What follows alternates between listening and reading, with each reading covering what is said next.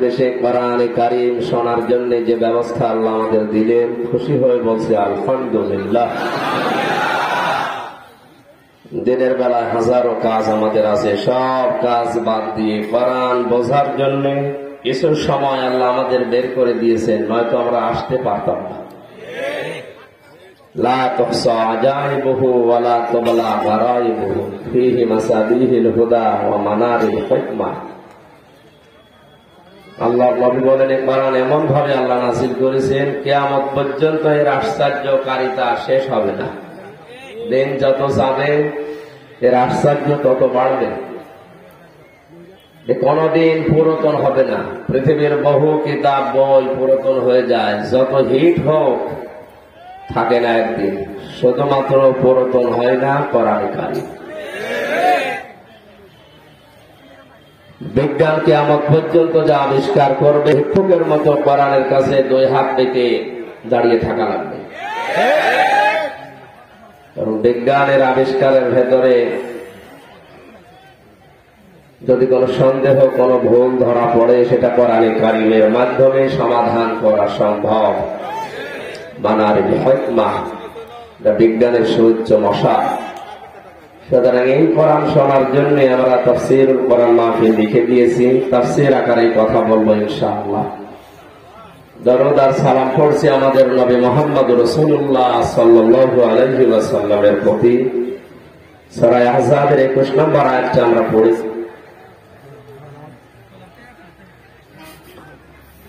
আমি গতকালকে ফেসবুকে দিয়েছিলাম যে কিছুদিন একটু ভিডিও করা বন্ধ রাখে, সমস্যা আছে উপর থেকে, ওনারা নিষেধ করেছে। কয়েকদিন পরিবেশ আসলে আমরা আবার বলে দেবো ফেসবুকের মাধ্যমে লাইভে, তখন আপনারা আসবেন। গরু দিয়ে চাষ করে খাবেন, গরু যদি মরে যায় চাষ করবেন।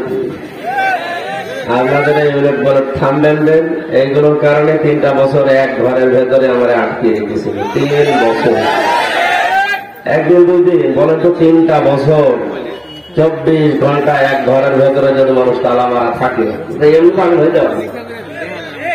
আপনাদের কারণে, আমার নিজের কি কোন কারণে 1-1.5 ঘন্টা কথা বললে, 2 ঘন্টা কথা বললে এমনি 2-একটা স্লিপ অফ টান হতেই পারে।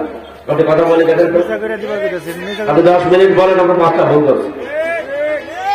1.5-2 ঘন্টা কথা বলি, সেগুলো সব একাধারে না দিয়ে 1.5 মিনিট দেয়, 2 মিনিট দেয়। আগের কথাও দেয় না, পরের কথাও দেয় না, 2-একটা মাঝখান থেকে দিয়ে এমন ভাবে চালায়, আমার মনে করে এটাই বলিস, অথচ এটাও বলি।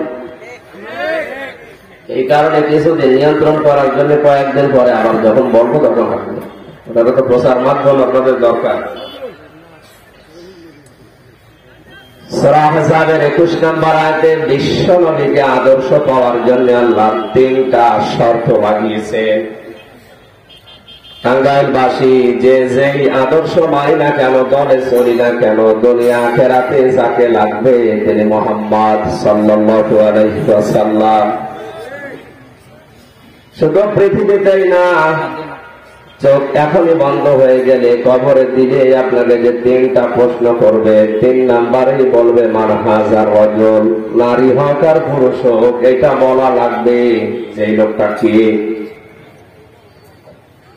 আপনি যদি বলতে পারেন হাজা নবিয়্যুনা মুহাম্মাদুর রাসূলুল্লাহ সাল্লাল্লাহু আলাইহি ওয়াসাল্লাম, ইনি আমাদের নবী মুহাম্মদ সাল্লাল্লাহু আলাইহি ওয়াসাল্লাম, সঙ্গে সঙ্গে আসমান থেকে আল্লাহ আওয়াজ দেবেন ফেরেশতাদের মাধ্যমে, এর কবরটা প্রশস্ত করে দাও যতক্ষণ চোখের দৃষ্টি সীমা ধরে, জান্নাতের পোশাক পরিয়ে দাও। এতটুকুই শেষ করেননি, নবীজি বলেন তাকে বলা হবে জান্নাতের বিছানা ওর নিচে বিছিয়ে দাও।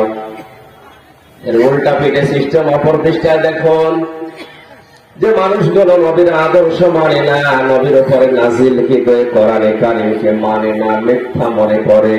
ইন্নাল্লাযীনা কাযযাবু বিআয়াতিনা ওয়াস্তাকবারু আনহা লা তুফাত্তাহু লাহুম আবওয়াবুস সামাই ওয়া লা ইয়াদখুলুনাল জান্নাহ হাত্তা হাত্তা ইয়ালিজাল জামালু ফি সাম্মিল খিয়াত ওয়া কাযালিকা নাজিজিল মুজরিমিন।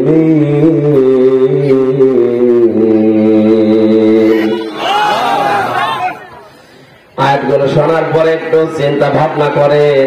ইন্নাল্লাযীনা কাযযাবু বিআয়াতিনা, নিশ্চয় আল্লাহর কিতাবে যা নাজিল হয়েছে এই আয়াতকে মিথ্যা মনে করে, মিথ্যা প্রতিপন্ন করে।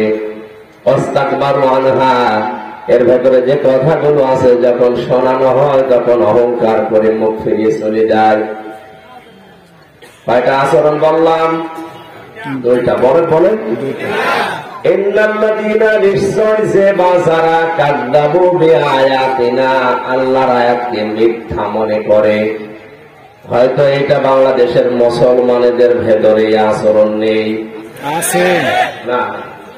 আন্দাজে আবেগে মুসলমান, কোন মুসলমান কোরআন মিথ্যায় কথা বলে না? বলে না। সবাই বিশ্বাস করে কোরআন আল্লাহর কিতাব। একথা আবু জেহেলও বিশ্বাস করত। কি ও যখন একা একা থাকতো, ওর পান্ডাদেরকে বলতো, দেখো মোহাম্মদ যা বলে এটা মানুষের তৈরি করা হতে পারে না, অবশ্যই এটা আসমানের আওয়াজ। কিন্তু যে কথা বলে এটা যদি আমি মেনে নিতে যাই তাহলে আমার অবৈধ সিয়ার থাকে না। আজ পৃথিবীতে আবু জেহেল মার্কা যারা আছে ওরাও জানে যে আমির হামজা বলে এদল বাবার না, এটা আসমানের আওয়াজ।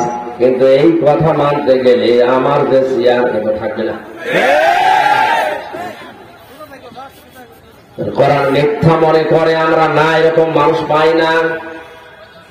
ডক্টর আহমেদ শরীফকে পেয়েছিলাম, কোরআনে কারিমের ৬,৬৬৫টা আয়াত মিথ্যা মনে করতে হবে, যেগুলো সব বানানো। একটা কথা ও মেনে নিয়েছিল, কুল্লু নাফসিন যায়িকাতুল মাউত।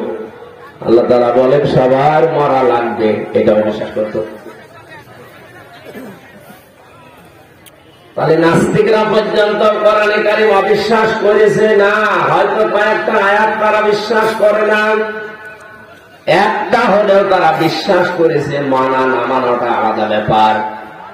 আয়াতের ভেতরে দুইটা তথ্যের প্রথম, যারা কোরআনে কারিমের আয়াতকে মিথ্যা মনে করে, ওয়াস্তাকবারু আনহা, কোরআনের বক্তব্যগুলো শোনার পরে যারা অহংকার করে মুখ ফিরিয়ে চলে যায়, এদের শাস্তির ধরন আল্লাহ আয়াতের পেছনে দিয়েছেন। লা তুফাত্তাহু লাহুম আবওয়াবুস সামা, এদের জন্য আকাশের যত দরজা আছে এই দুইটা গুণ যার ভেতরে আছে সব দরজা বন্ধ। জোরে বলেন নাউজুবিল্লাহ। মানুষের আমল উঠবে কি দিয়ে? দরজা দিয়ে। কি দিয়ে? ওরা আমল ওঠা আল্লাহ বন্ধ করে দেবে। প্রতি বৃহস্পতি সোমবারে যে আমাদের আমল হাসিল করা হয় এইটা পর্যন্ত বন্ধ। এই কারণে তো ফাত্তাহু মোজারে দিয়েছেন আল্লাহ। বর্তমান ভবিষ্যৎ, প্রেজেন্ট ফিউচার, এখন খুলছে না আল্লাহ দরজা, ভবিষ্যতেও খুলবে না।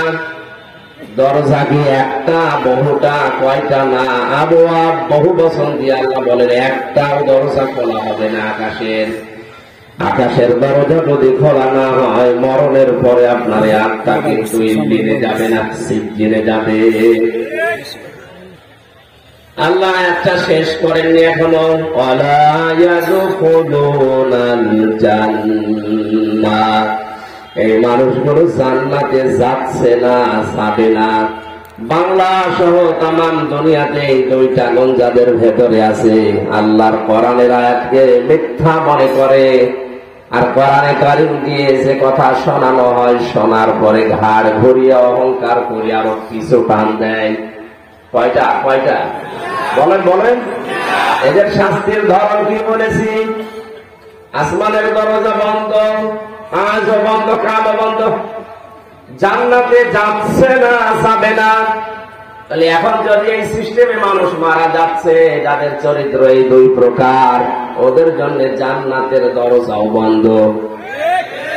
আল্লাহ পাক বলেন কতদিন জান্নাতে ওরা যাবে না জানো? হাত্তা ইয়ালিজাল জামালু ফি সামিল খিয়াম, সূচের ছিদ্র দিয়ে যতদিন পর্যন্ত উট প্রবেশ করে যেতে না পারে। টাঙ্গাইলবাসী কেউ ধারণ আল্লাহ সেট করেছেন সূচের ছিদ্র দিয়ে, এর ভেতরে উট প্রবেশ করা তো দূরের কথা, সোতা পর্যন্ত মাঝে মাঝে দেওয়া যায় না। আল্লাহ উদাহরণ দিয়ে এটাই জানাতে চেয়েছেন যে এদের জন্য আমার জান্নাতে যাওয়া সম্ভব না।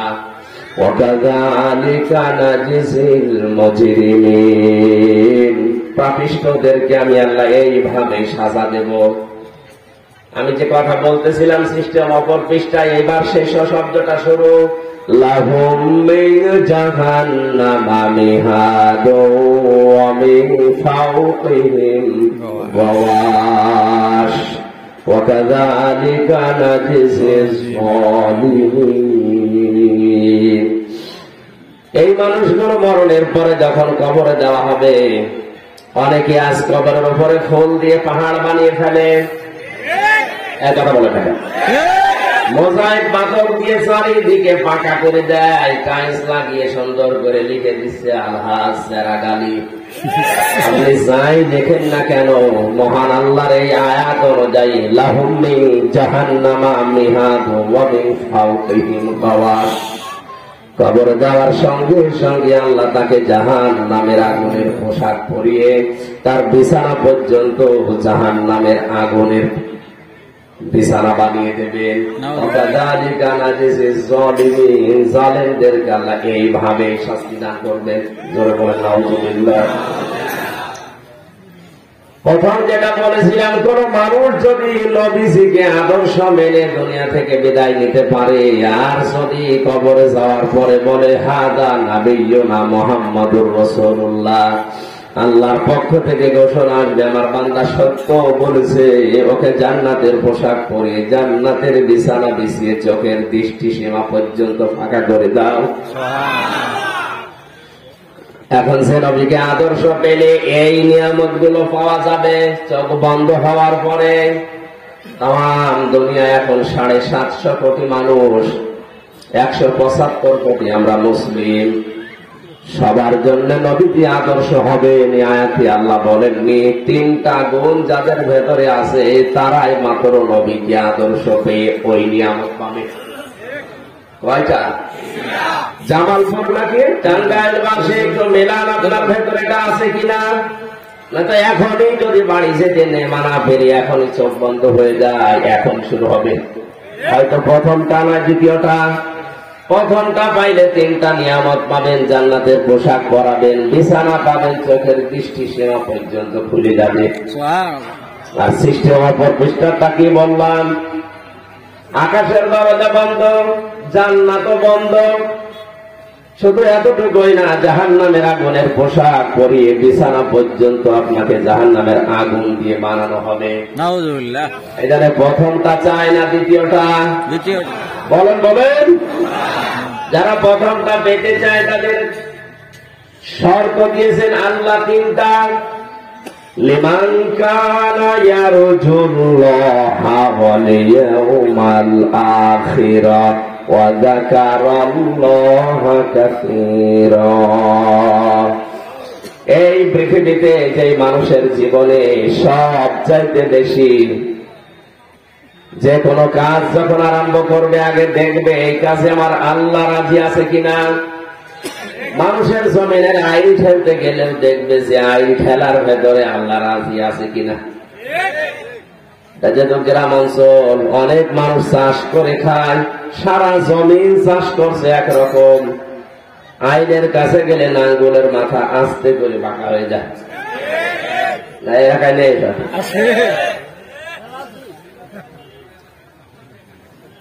যাকে আদর্শ পেলে এই নিয়ামত গুলো পাওয়া যাবে, তিনি 1500 বছর আগে জানিয়েছেন। কোন মানুষ যদি মানুষের জমিন 1 বিঘত পরিমাণ জোর করে জবরদস্তি করে ফাঁকি দিয়ে প্রতারণা করে দুনিয়ায় খেতে থাকে, কিয়ামতের দিন এরকম জমিন আল্লাহ 7টা তার মাথার উপর চাপাবে। এই বিশ্বাস আমাদের আছে, বিশ্বাস আছে। এই বিশ্বাসটা থাকলে আইলগুলো এত চিকন চিকন হয়ে যায় কি করে। এখন অনেকের জমিনের আইল আর নেই, ওটা হয়ে গেছে বলছিলাম না। আইলের এই জায়গায় গিয়ে সতর্ক থাকা লাগবে।